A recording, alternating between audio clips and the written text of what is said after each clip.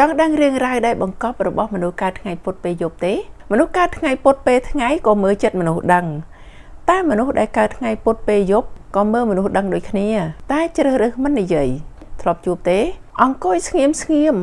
តែបែរជាមានព័ត៌មានរឿងរ៉ាវផ្សេងចូលមករកលោកអ្នកជួនកាលជួបមនុស្សសុកលោកអ្នកបែរជាដឹងថាអ្នកដែលនៅអង្គុយខាងមុខរបស់លោកអ្នកនឹងកំពុងគិតអីដឹងថាអ្នកណាស្មោះត្រង់អ្នកណាធ្វើពុតអ្នកណាចូលមករកលោកអ្នកដើម្បីសម្លឹងឃើញផលប្រយោជន៍ពេលខ្លះលោកអ្នកដឹងតែលោកអ្នកមិនអាចអធិប្បាយបានទាំងអស់ថាលោកអ្នកដឹងដោយរបៀបណាតែវាហាក់ដូចជាមានអ្វីមួយយ៉ាងប្រាប់លោកអ្នកជានិច្ចហើយភាគច្រើនក៏រមែងត្រូវទៀតសាកសង្កេតមើលមនុស្សថ្ងៃពុធពេលយប់ជាមនុស្សដែលមានពិភពលោកផ្ទាល់ខ្លួនខ្ពស់មែនទែនជាមនុស្សដែលមានការគិតច្រើនកន្លែកការគិតអាចកំបាំងច្រើនហើយអ្នកខ្លះក៏មានចរិតលក្ខណៈច្រើនវាស្ថិតនៅត្រង់ថាតើយកលក្ខណៈមួយណាចេញមកប្រើនៅក្នុងខួរក្បាលប្រៀបដូចជាមានហ្គេមសម្រាប់សាងពីចរិតលក្ខណៈដែលនៅក្នុងហ្គេមគេហៅថា character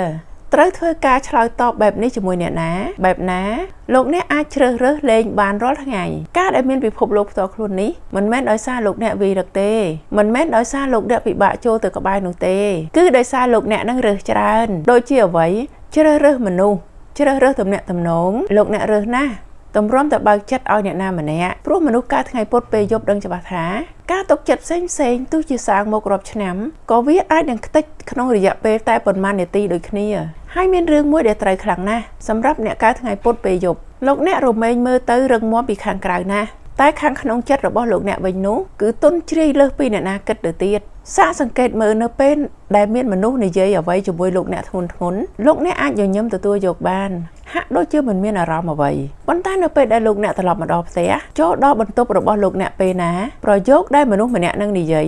វានៅវិលនៅក្នុងខួរក្បាលរបស់លោកអ្នកដូចជាថាសឌីសវិលទៅវិលមកពេញមួយយប់ព្រោះពេលខ្លះលោកអ្នកមិនបានឈឺដោយសារពាក្យសម្ដីនោះទេតែអ្វីដែលធ្វើឲ្យលោកអ្នកឈឺគឺដោយសារតែលោកអ្នកយកចិត្តទុកដាក់ជាមួយនឹងអ្វីគ្រប់យ៉ាងច្រើនជ្រុលពេកហើយអ្វីដែលគួរឲ្យអស់សំណើចនោះគឺលោកអ្នកធ្វើជាទីប្រឹក្សាស្ទើរតែឲ្យមនុស្សលើពិភពលោកនេះបានតែដល់រឿងខ្លួនឯងវិញលោកអ្នកបែរជាងឿងឆ្ងល់ជាងអ្នកដែលមកសុំការពិភាក្សាពីលោកអ្នកទៅទៀតរឿងអ្នកដទៃលោកអ្នកមើលធ្លុះទាំងអស់កែបញ្ហាបានល្អជាងម្ចាស់រឿងទៅទៀតតែបើរឿងលោកអ្នកវិញរមែងងងឹត8ទិសរោគច្រកចេញមិនសូវឃើញឬបើសិនជារកឃើញហើយក៏វង្វេងដែរប្រព័ន្ធ GPS របស់លោកអ្នកខូចភ្លាមប្រៀបដូចជាចក្រវាឡនេះមានបំណងធ្វើបាបនៅក្នុងអំឡុងពេលនេះមនុស្សកើតថ្ងៃពុធពេលយប់ជាច្រើនអ្នកកំពុងស្ថិតនៅក្នុងកំឡុងនៃការសម្រេចចិត្តអាចជារឿងការងាររឿងលុយកាក់ឬក៏រឿងទំនាក់ទំនងប៉ុន្តែស៊ីជម្រៅលោកអ្នកដឹងបាត់ទៅហើយថាលោកអ្នកនឹងរើសអ្វីប៉ុន្តែកំពុងតែរងចាំការជឿជាក់ពីអ្នកណាម្នាក់តែអ្នកគ្រូសូមផ្ដាំរឿងមួយពេលខ្លះសញ្ញាផ្សេងដែលលោកអ្នករងចាំអាចមិនមែនមកពីទេវតាទាំងអស់នោះទេតែការពិតទៅវានៅក្នុងបេះដូងរបស់លោកអ្នកយូរមកហើយព្រោះលោកអ្នកមានសភាវគតិល្អ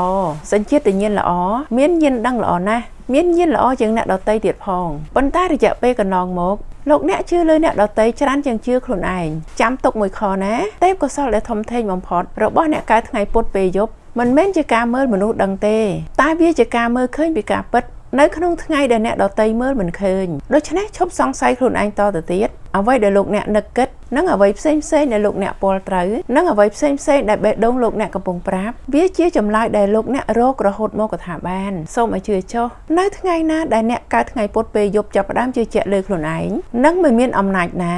ឬក៏មានអ្នកណាមកបញ្ឈប់ការរីកធំធាត់របស់លោកអ្នកបានឡើយចាសសូមឲ្យអ្នកកើតថ្ងៃពុធពេលយប់សំណាងល្អណា